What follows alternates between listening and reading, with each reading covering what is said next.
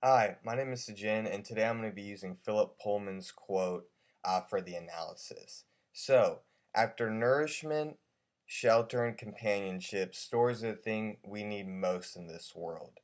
And the reason I think that Pullman cherishes stories so much, and this is my thesis as well, is because stories are displays of creativity and they are the communication of cultural beliefs and values as well as personal experiences in effort to educate and inspire others. So with that, I'll be taking a new historic lens to analyze the Seneca creation story and the yellow wallpaper. So before we actually go into the analysis itself, I wanted to overview why I was using the new historic lens instead of the new criticism lens. And the simple fact is, stories have been around for a long time. They've been passed down orally, they've been passed down in writing, they've even been passed down through cave walls and cave paintings that historians have seen over the centuries. And they're all stories in some way, and they all relate because they talk about the past, or they're communicating what's happening in the present, or maybe they're predicting the future. So, with that, I wanted to use a new historic lens because that encompasses all of those factors and values them as important things to consider when looking at a story. And we're going to go ahead and start off by looking at the Seneca creation story.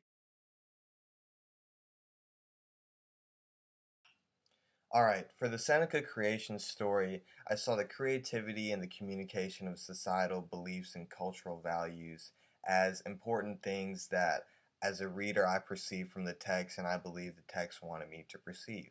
So, to start creativity, though it is a bit subjective, we can agree that this story, it's a creation story, so it involves creativity.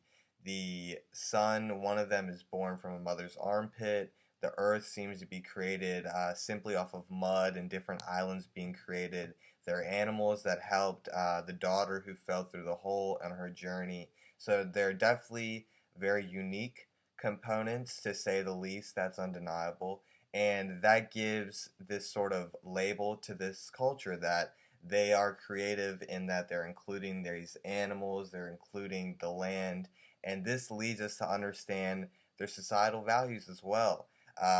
Using that new historic lens, we understand that Native Americans were very in touch with the land, they're very in touch with the animals, and they're also a big tribal chief, was the big monarch figure held society.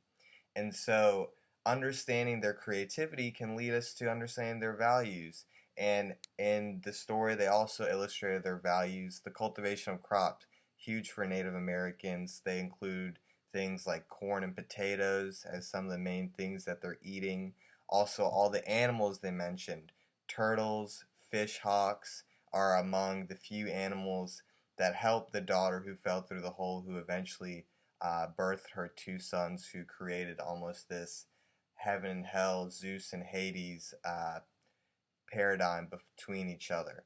So we understand they're creative, we understand they value land, they value animals, they value that cultivation of crops, and that they value the chief status and how he supports his people. In the beginning, it says that his tree produces corn for them. So these are some of the key things that we understand through using the new historic lens, through using our outside knowledge.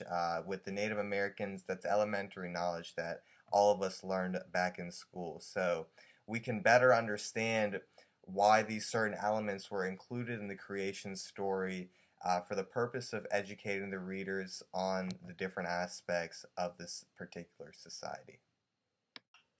To best understand the yellow wallpaper, we need to utilize the new historic lens to understand three things.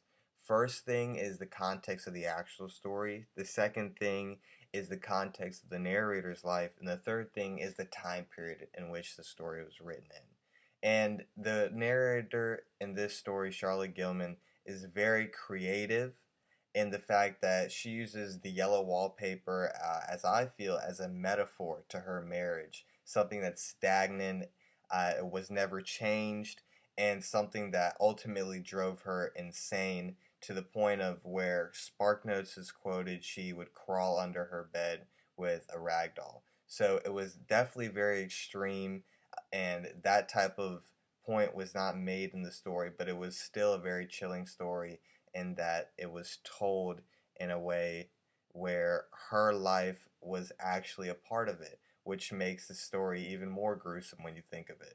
So it was very creative that she created that connection, and also that she put it at a time in the late 1800s where women were in a very progressive movement at the moment and continued onward as well after those years. But she put it out there in addition to being an educational piece about her failing marriage, but also about an inspirational piece of rising from that dust and rising to become better after basically all of her creativity was stripped from her. So the piece is creative and proving how to overcome that lack of creativity. And that's something that I appreciate about the text personally as well. And for the societal values and beliefs in this, actually, it's very centered around the women's rights movement. Charlotte Gimlin herself was a feminist, so we can tell that that patriarchal structure is not something that she favors in society.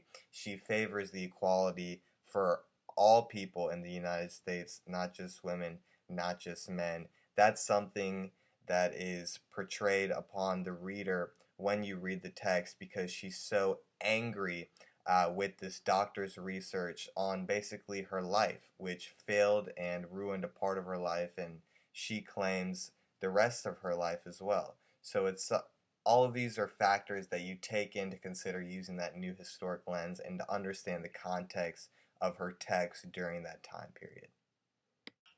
In conclusion, we've learned that through these two narratives, the creativity and the communication of beliefs and values can be illustrated in so many different ways, yet they can have an equally strong impact, especially the creativity of the Seneca story and the cultural impact of the yellow wallpaper. We see how stories are important and why they are so cherished and widely shared, as Philip Pullman attempts to tell us in his quote.